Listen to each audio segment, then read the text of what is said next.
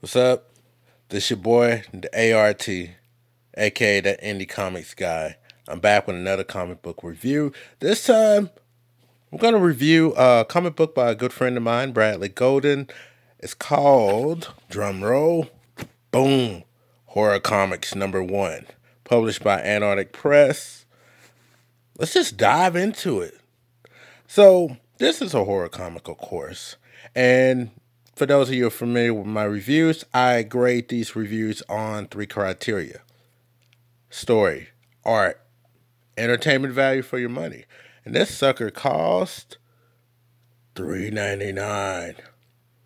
$3.99.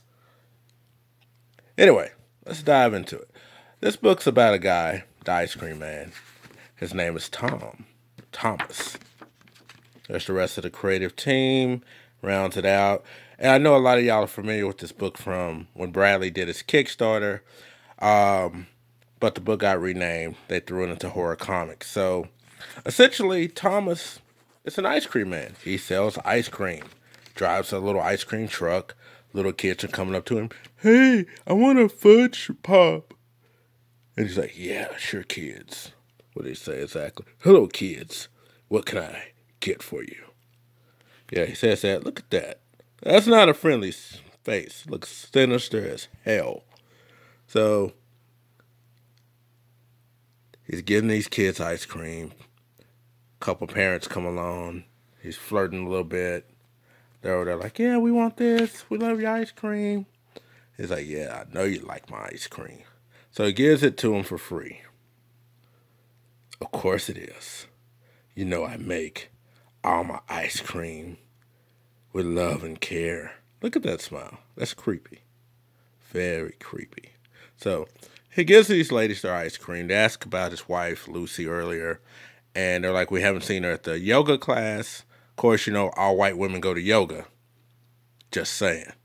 It's a thing here in Texas. Anyway, so he goes home. And he's like, yeah, I'm home. Damn people want my ice cream. And look who we find locked up in the basement. His wife. Why is his wife locked up in the basement, you ask? Look at that. Creepy as hell. And, you know, she's kind of wondering, you know, like, why are you doing this? Why are you doing this? He's like, I love you. Then you come to find out what's really going on in this comic book. Because there's a knock at the door. He goes to answer it. It's a black guy. Long story short, he kills her because she's cheating on him with a black guy. He even mentions, oh, that's a nice sexually subjective panel right there. He even mentions it later. He's like, hey, I know that guy at the door, that black guy. I know you're sleeping with him. So he kills both of them. Oh, yeah, spoiler alert. Both of them die. And I'm reading this comic. It wasn't the, it wasn't the end. That's not the end. Killing them is not the end of the book. Uh, then he uses their blood, he chops them up, uses their blood to make ice cream.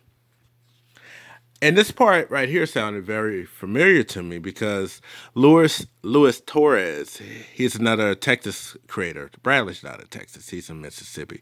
But years ago, he wrote an anthology series, and one of the stories he had a person killing people and then chopping their bodies up and making it into pizza. So that was the secret meat, and the pizza was human flesh. So in this story, I see the parallels. Bradley is using human blood and putting it in the ice cream. And I don't know exactly how that works as far as if he adds anything to hide the taste of blood that's in there. But it's a comic book, so we'll just say it works.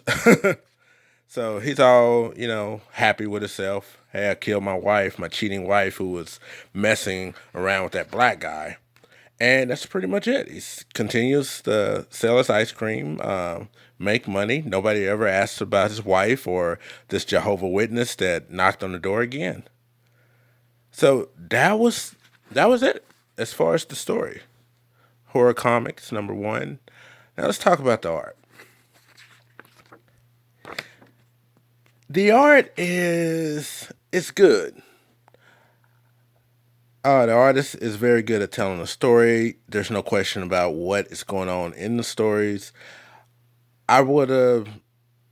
I think color took away from some of this. I think I would have used black and white with grayscales with spots of color to highlight certain things. So the color kind of takes away from the horror aspect of it. But overall, the art's not bad. It's not perfect, but this artist is definitely a good storyteller. So no complaints there. At times, the facial expressions are what really sells the story. So the artist excels at that. He adds the creepiness factor with that alone. So no complaints about the art in that department.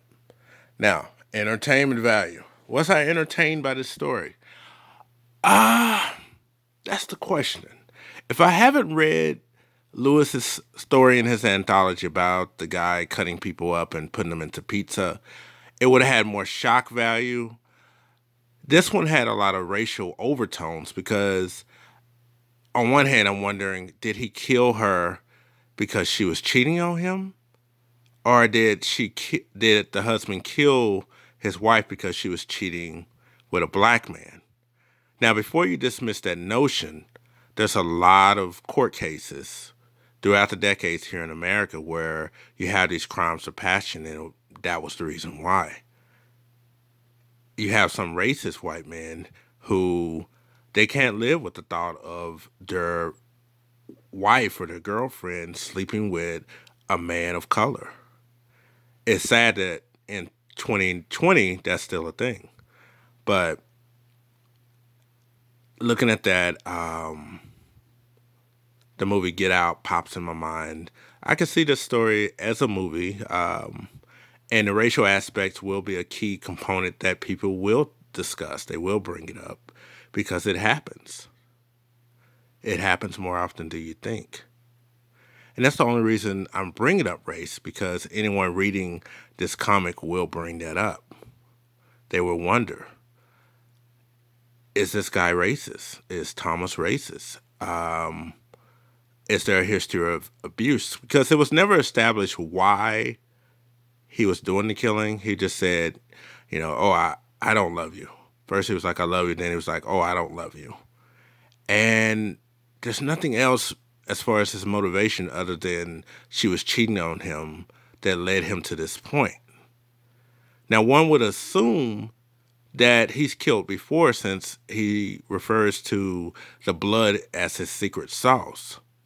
So it would have been nice to see some follow up or some news stories or something, or even a magazine, not a magazine, a newspaper with a report about missing people. So little touches like that would have went a long way without having to really dive too deep into that direction. But overall, entertainment value, yes, I was entertained. I could definitely see this as a movie. Will people bring up the racial stuff? Yes, they will, without a doubt, because that's how our little American minds are programmed. Overall, Bradley did a good job of presenting the story. I just wish that it would have been, because it was a short read. I wish there was more to it, but it was cut and dry. He got to the point, move on to the next issue with a new story. At $3.99, definitely worth the price point. So if you haven't read this story or any of the horror comic issues after that, definitely check it out and you won't be disappointed. Overall rating, I give this comic, Horror Comics #1, I give it a 6 out of 10. Was I scared? No. Was I grossed out? No. Was I concerned about Lucy and her yoga pants? Well, she didn't wear yoga pants. She was just missing her yoga class. Uh, no, I really wasn't concerned because we never got to know Lucy in this story. We just saw her play the role of victim. That was her job. Was I concerned about the Jehovah Witness black guy? No, he was just there. There was no struggle between him and Thomas. Thomas just like, yo, I'm all powerful. All of y'all are dead. What I am concerned about is the children eating this bloody ice cream. That's the scary part of this story. So, overall rating 6. Definitely pick it up. You won't be disappointed.